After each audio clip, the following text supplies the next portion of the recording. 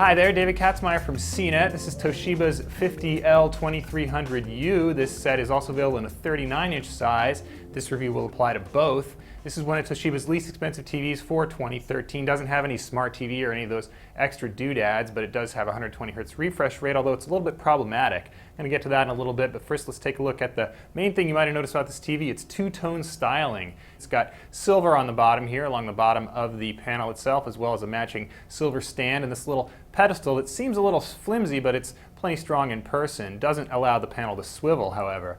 The rest of the TV is a standard glossy black, relatively thick border around the edge, and it's actually pretty thick when you look at it on the side. That's because it's a direct LED, not an edge-lit model. Speaking of the edges, they are pretty curved, so all told, one of the nicer looking budget TVs you're going to find. The one standout feature on the spec sheet is 120 Hz, but Toshiba's flavor doesn't really behave like a 120 Hz TV. It really produces no picture quality benefit, none of that blurring reduction or even film-based cadence that we prefer to see on 120 Hz TVs. It behaves more like a 60 Hz television, so that's what we're going to call it.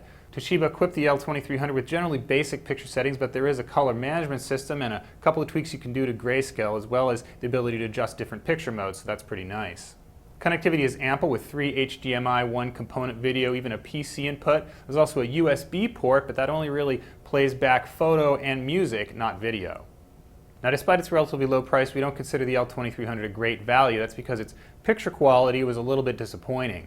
It produces pretty light black levels. It also has that 120 Hz processing issue we talked about earlier, where it doesn't really behave like a 120 Hz TV, more like a 60 Hz model. There's also a pretty glossy reflective coating on the screen here, so it's not going to be as nice in a bright room as some of the other matte screens we've seen. On the flip side, it does have relatively accurate color, and we did appreciate the uniform screen, which is a direct result of having those LEDs behind the screen as opposed to along the edge. All told, however, you can find a better picture and more features in this price range.